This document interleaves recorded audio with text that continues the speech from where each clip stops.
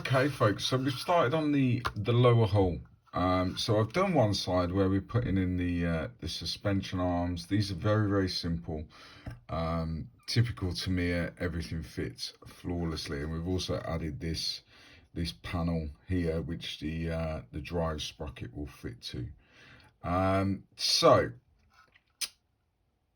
I'm going to show you how to do one of the front ones, because as you can see at the front we've got this this arm here that fits into the actual suspension, and then these pieces here essentially are just one piece. They're molded in one piece, and the same at the rear with this additional arm here. So very simple. So this is step 2 in the instructions. So we're going to be on this piece here, which is A40 is going in here, and A13 is the actual suspension arm itself. So if we look at the actual sprue, we have here A13. No, we don't. That's the other side. So here we have A13 here, and we should have A40, which is here. So we'll cut those off.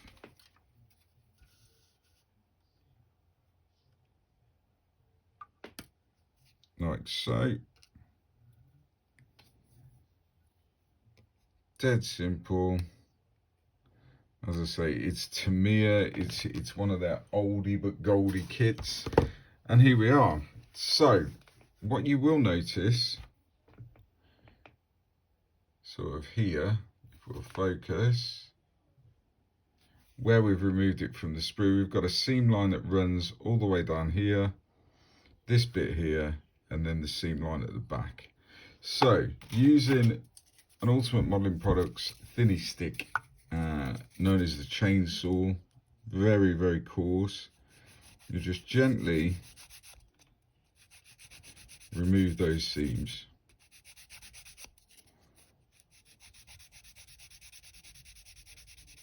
They don't need to be perfect, because certainly this one you're never going to see it, and once the road wheels and everything are on, you're not going to see this. But it's that old thing, I know it's there. So we're just smoothing that out, getting rid of that seam line. Now what you can do is Ultimate Modeling Products sell these things, which are essentially hard plastic backed sanders that you can cut to shape. Very useful. So I've cut this particular here, the one here, to a point which enables me to actually get in to the places where the thinny stick just won't go. So we can really get in and get rid of that seam line like so, and you can cut these to any shape you need. So they're ideal for this sort of thing where you've got these tiny little spaces that and it works. So using my trusty makeup brush, get rid of that sanding dust, have a look at it, and that'll do. That I'm happy with that for this particular piece. Now what you will notice is on the suspension arm we've got this sort of crescent shape. So we've got a flat edge, which is ideal. Let's see if that will focus a bit better. There we go. So we've got this crescent shape, which actually means you can only fit this in one way. It will guide you, and it will fit into place like so. And then we've got the little arm here, which is going to fit in that hole, and then we're going to slide that up to go into that gap. That's essentially what we're going to do. So we're going to glue this one in place. So dropping instructions everywhere. Extra thin.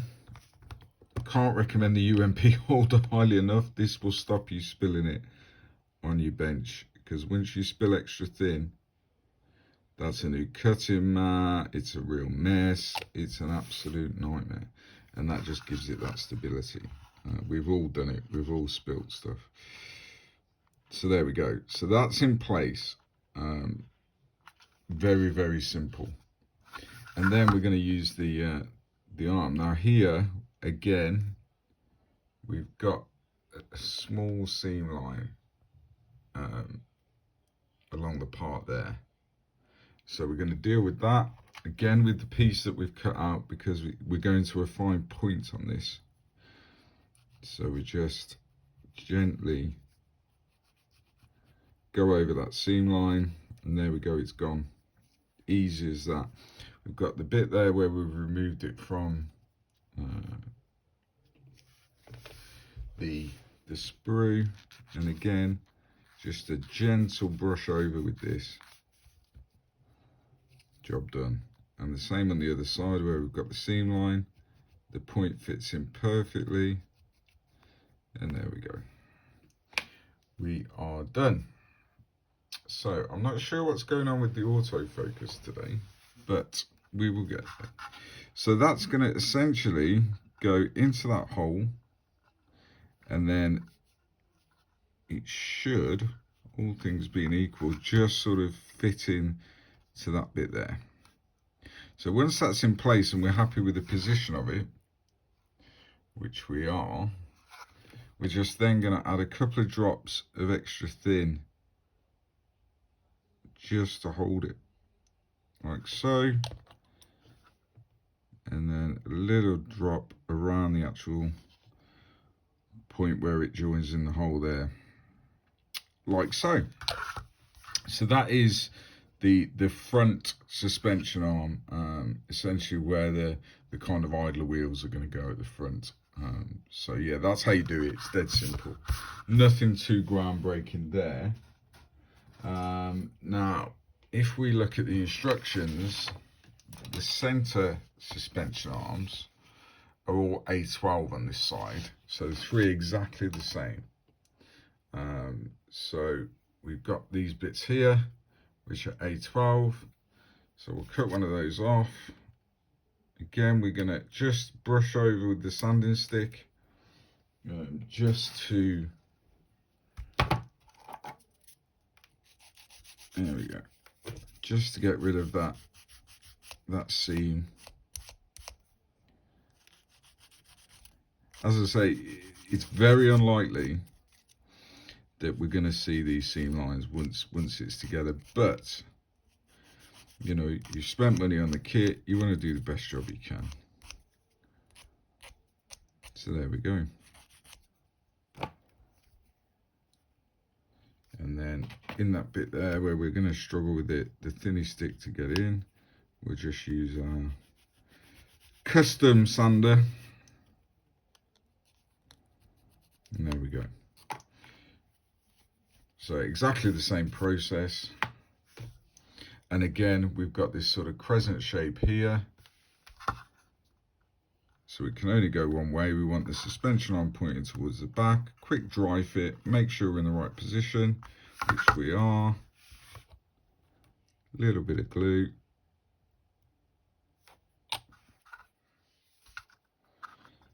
Sorted. So what I shall do, I'll go around and finish all the suspension arms on both sides, and then we just have this back panel here to do.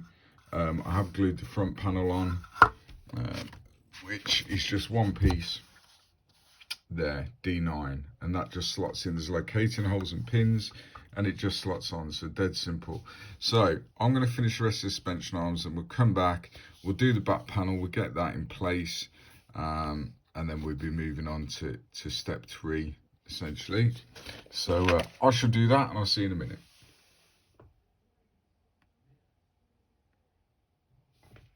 Here we are then. So the suspension arms are all in place. We've checked them all with the steel rule, so as you can see, this is always beneficial, because the last thing you want when you come to attach the road wheels is find out that, you know, they're not as straight as you want, because you're kind of too late then. And there you go. I checked this 20 minutes ago,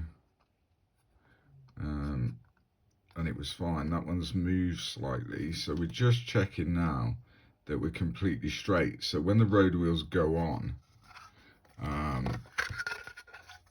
they're all going to be in the right position, so you're not going to have bumpy road wheels or one road wheel leaning off, etc. So it just goes to show that one's moved slightly as well, but you can manipulate them a little bit. Even once they're glued, there is a little bit of movement in them, just to make sure that you're in the ballpark, so to speak. And then once the road wheels are on, there is still a little bit of play in those, because obviously extra thin is a cement rather than a glue. I always call it glue, but it is a cement, so it actually melts the plastic together, so you will have a little bit of play for a while. So yeah, but the lower hull's all done, or the suspension arms on the lower hull are done. So now our attention has to turn to essentially the back plate, which is in step 2 here. Dead simple. So we've got 4 bits to attach to it. We've got some kind of hooks here, and some tie down points onto this plate, which is D12. So what I've done off camera is I've cut off all the bits. There's only 4 small pieces, and I've just cleaned those up because you will get seam lines running down them. So I'll just clean those up. Now I'll show you how to do that. I've left that one on purpose, right in the middle there, and again we're using the UMP customizable sander, and we can get that right in to the middle of it there and just get rid of that seam line. You know, I get it, you know, once this is weathered, depending on what theatre you're doing it in or whatever, you're unlikely to notice these, but if they're gone, they're gone. You're never going to notice them, is my kind of thought process. So yeah, there we go. But that is entirely up to you whether you go to that level, but it took less than 30 seconds and it's gone. So these hooks are A19, and they're gonna go into these larger bits here. So we're gonna work from the inside out. It's gonna be easier to do it that way with these very small tie down points here. So we want to make sure that the longer bit, so this bit at the bottom, is at the bottom when we glue it in place. So the way we're going to do this is just, again, normal extra thin, and we're just going to put a dab in the hole there, get some tweezers, because these bits are teeny tiny. Get some tweezers, hold the bit that we can, like so, and then that will just, all being well, oh, look at that, it's tiny, just go in there. So it's easier if you have it on a flat surface. There we go, and it's as simple as that. So we've got the tie down point attached there, making sure that this longer bit is pointing down towards the bottom, and if you feel the need, you can pop a little bit of extra thin on the other side, because that won't ever be seen. And then this bit, so we're looking for the shorter arm, so this bit here, the shorter arm to be at the bottom, and the longer arm, this bit here, to be at the top. Now what you will see there, you can just see in the light, is we've got an ejector pin mark there, which I missed. So we'll take a sharp blade and we'll essentially scrape that like so. Now with armour, you can get away with a lot more than you can with aircraft, because they're going to be scratched and all that stuff. With aircraft, yeah, different ball game. There are benefits to building both genres.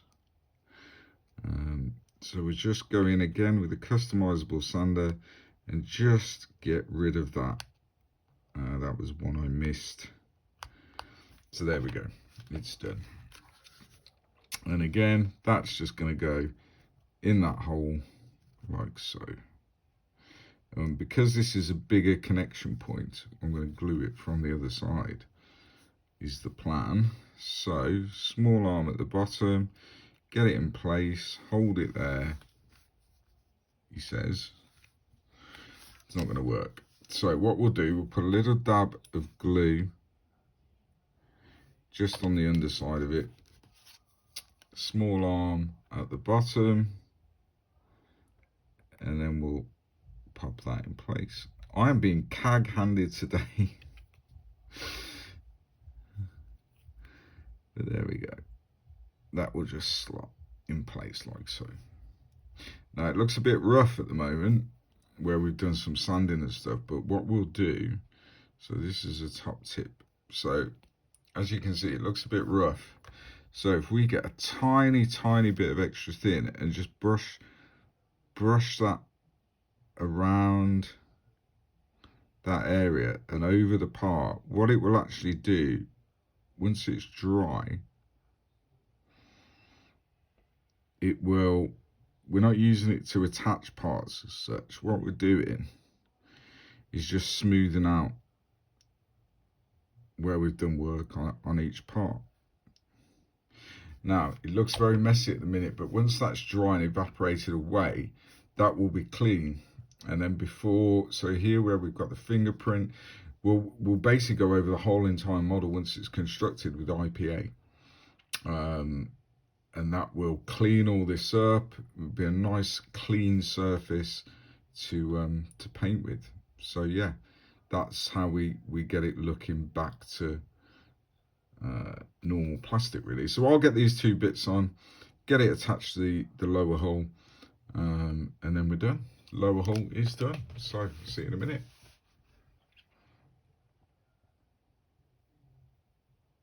Okay, so the back plate is in place. Now we can see there where that extra thin is, but as I say, we're not going to worry about that. So I've attached 3 of these brackets here. So what these are going to be for is essentially the external fuel drums. Now because I'm doing an African Union version, it is unlikely that both fuel drums or any at all would be on this vehicle. So, but we're going to put the brackets on anyway. So we put a little bit of glue into that kind of runner there, and these literally slide into place. Just press them home. I just don't want to get glue on my fingers. Press them home, and that's it. It's that simple. Which leaves us now with the lower hull pretty much complete. The only thing left to do is in step 3 here, we're just putting these parts on, which D5 and 6, just over the rear hubs or whatever, panels or whatever they are. So yeah, we're going to leave the road wheels off because we're going to paint those separately. But yeah, that's it. So the lower hull is done.